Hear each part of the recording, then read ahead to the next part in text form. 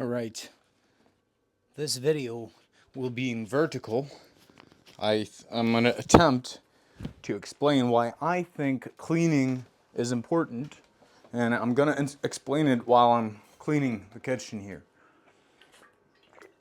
So, if you're an eager watcher, you probably heard me say that things are pretty much in dismay here, and which is true. So, yeah, I'm going to start cleaning as much and effective as possible. Now, I subscribe to Jordan Peterson's opinion of that your environment is a reflection of your psyche. And that is because any environment that you have complete control over is basically a manifestation of yourself. Now, I don't know if I explained that in an understandable way, and I'm not sure I even understand it myself. However, so it's like if you have a freaking drawer or something, and it's your drawer, no one else in the world can decide on how that drawer is organized, except yourself. Then that is your world, you know. And I don't know if you've had, and I think this extends pretty far, because if you ever did a little spring cleaning wherever in like your garage or something where you're almost never at, then you will realize that friggin' garage had actually been bugging you or affecting you in a way, like in your head. At least that's my experience. Once I remember I was moving out of this apartment that I rented after living a year, and I cleaned it up so nice. The walls, even. I mean, it was better than when I moved in. And I remember thinking to myself, like, damn, why did I never do this for me, for myself, you know? Because it was so nice and it just elevated my experience. And at least my experience with cleaning and stuff is I like having stuff organized and clean. I think most people do. However, I'll occasionally hit a period, as I am right now, where there's just so many things to deal with in my life. Like I was fixing my car, I've been working, I have university, and that affects my environment. So my head is super cluttered at the moment, and I'd say that my head is exactly where my apartment is right now in terms of organization. So the thing is with cleaning is that I'll often hit periods where my head is just there's a tornado in my head and I feel not hopeless but under a lot of pressure and stress, and sometimes I don't even know how to move forward. So what I like about cleaning is that it's a physical thing and not necessarily a very demanding task for my brain, you know. So if I'm feeling bad, I can often still force myself to just clean, because a lot of times it's very obvious what needs to be done. I hope I didn't show you my ass crack just then, and I probably should have mentioned it just now. So don't replay, please.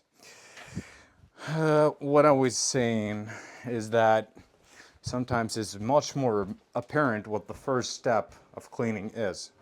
So I know you might be feeling, which I often do, I feel like, oh crap, it's my office is messed up and my living room is messed up, everything is messed up. Where do I start?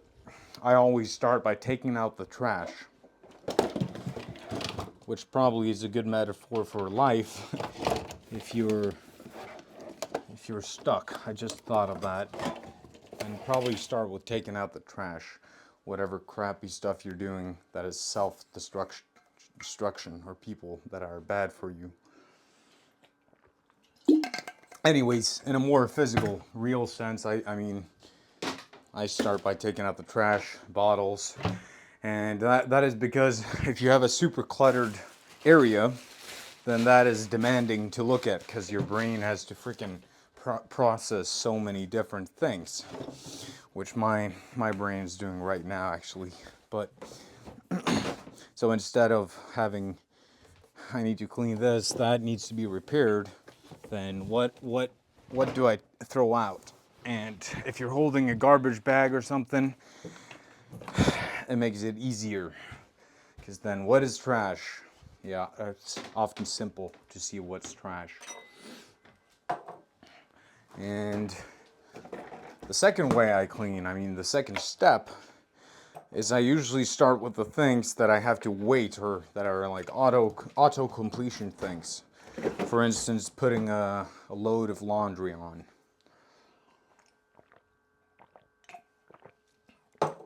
Putting a load of laundry on will usually take like an hour or two. So I start with those things because I feel much more productive. And then that often dictates my session. So like my laundry will take 2 hours, then I will spend 2 hours cleaning, which is actually not true. I just said that because it's logical and it's like stream of consciousness, but I usually never clean until I really have to clean, and then I spend like 10 hours cleaning, and then I continue the next day, and then I'm done. But yeah, I also have more thoughts about cleaning that I think are metaphors for life, which is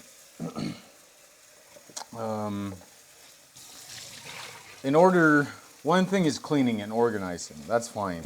But you have to take like a foundation's look at it, and that is like space and storage space.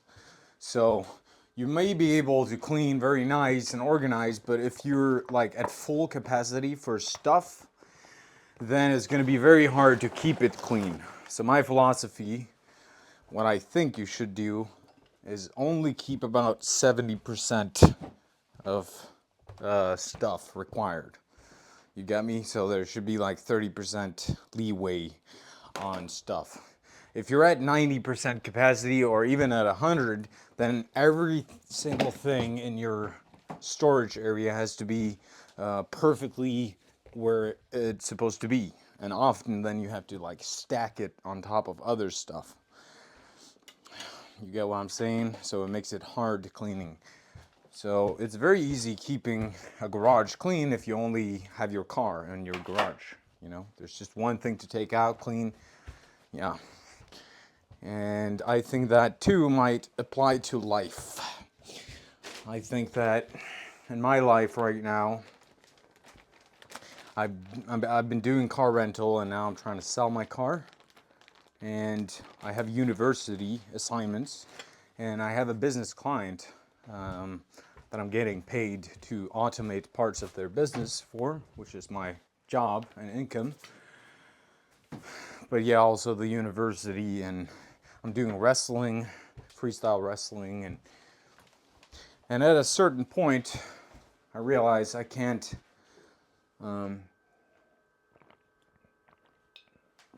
I constantly have to prioritize, you know.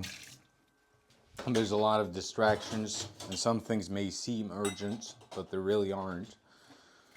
And I think I could benefit from just having my life at 70% capacity instead of 90, you know. And yeah, sorry about that. That concludes this video. Someone's calling.